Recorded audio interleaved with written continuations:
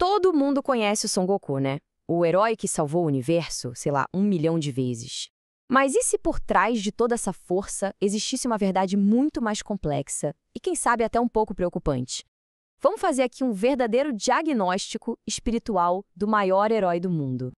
Pois é, a gente vai mergulhar de cabeça numa contradição que, vamos ser sinceros, todo fã já pensou sobre.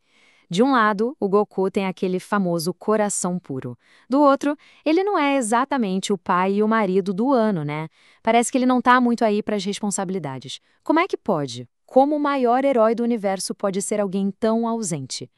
A gente vai descobrir que essa tal pureza de coração dele não tem muito a ver com ser bom ou mal. Não é sobre moralidade, é sobre desejos inabaláveis. E essa é a grande sacada, a chave para a gente entender as maiores falhas dele, usando uma espécie de diagnóstico filosófico. Então, para entender o que se passa com o Goku, a gente precisa primeiro das ferramentas certas. Pensa num tipo de mapa da alma. É um modelo com 3 partes que vai nos ajudar a diagnosticar o que a fonte que a gente está usando chama de doenças espirituais. O primeiro ponto desse mapa é o que eles chamam de o geral. Imagina que isso é o seu grande propósito na vida, sabe? O seu porquê. É aquela missão maior, a bússola moral que aponta ao seu norte. Tipo, proteger os inocentes ou lutar pela justiça.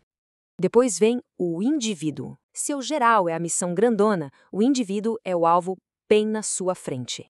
É a coisa específica que você precisa fazer agora. Pode ser um vilão para derrotar, uma tarefa para cumprir, é o foco da sua ação naquele exato momento. E, por fim, temos as determinações, que nada mais são do que as ações que a gente toma, o que a gente faz de fato. A ideia aqui é que um espírito saudável, digamos assim, consegue equilibrar essas 3 coisas. O problema começa, a tal doença espiritual aparece, quando essa balança desanda. Beleza, agora começa a parte mais legal. A gente vai bancar o detetive aqui.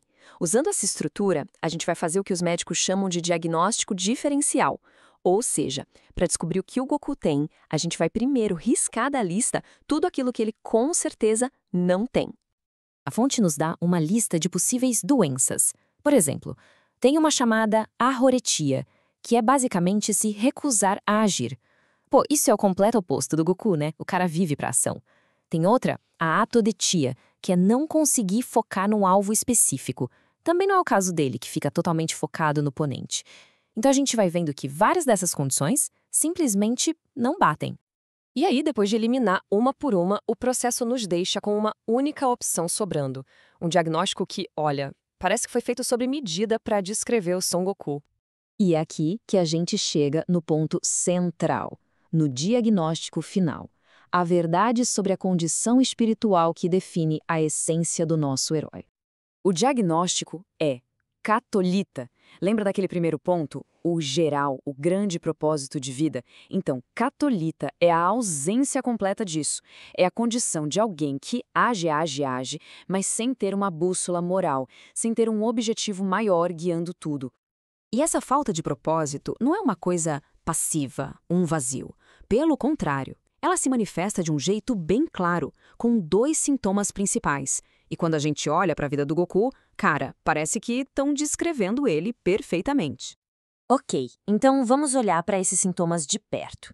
É agora que o quebra-cabeça se monta e a gente entende por que o Goku é do jeito que ele é. O primeiro sintoma é o que a fonte chama de uma necessidade cega de ação. Sabe, aquela vontade sem fim de lutar, de treinar, de agir sem um objetivo final. E o segundo é a acumulação de fatos, que é basicamente tratar cada vitória não como um passo para algo maior, mas só como mais um troféu para a coleção, mais um item para arriscar da lista. Pensa só na filosofia que o mestre Kami ensinou para ele. Sempre vai ter alguém mais forte, então nunca pare de treinar. Isso não é sobre proteger o mundo ou alcançar a paz. É a definição perfeita da ação cega infinita. O objetivo final não é a vitória. O objetivo é a luta em si. E aqui tem uma comparação sensacional. As lutas do Goku contra o Freeza, o Cell, o Majin Buu são como as campanhas militares de Napoleão. Cada vitória é só uma performance, mais um fato para ser colecionado. Acaba uma, ele já está procurando a próxima. Não tem uma causa maior unindo tudo isso.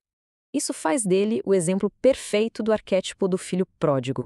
Ele basicamente abandona o geral, a família, os deveres sociais, para ir atrás da aventura pura. A única coisa que importa é a luta, o desejo dele, livre de qualquer outra obrigação. E é aí que o mistério do começo se resolve. A tal pureza de coração do Goku não é sobre ser bom, é a pureza de quem nem enxerga as responsabilidades maiores. Ele é puro porque a mente dele é um laser focado em uma única coisa, o desejo de lutar. E só. Certo, mas e aí? Essa doença do herói é boa ou ruim? A verdade é que ela é uma faca de dois gumes. É a fonte da maior força dele e também da sua maior miséria. Pensa bem. De um lado, essa falta de propósito maior faz dele um lutador quase invencível. Ele não tem dúvida moral, não hesita, ele só age. Mas do outro lado, isso faz dele um tirano da própria vida, um escravo dos seus impulsos, que sacrifica a família, amigos e até o universo, tudo pela necessidade de mais uma luta. No fim das contas, essa análise coloca o Goku como a personificação de uma ideia muito moderna, a renovação desportiva. É a busca infinita pela performance, por ser sempre mais forte, por bater o próximo recorde, mas tudo isso completamente separado de uma busca por um sentido, por uma verdade maior. E isso tudo deixa a gente com uma pergunta final, que não é mais sobre o Goku, é sobre a gente.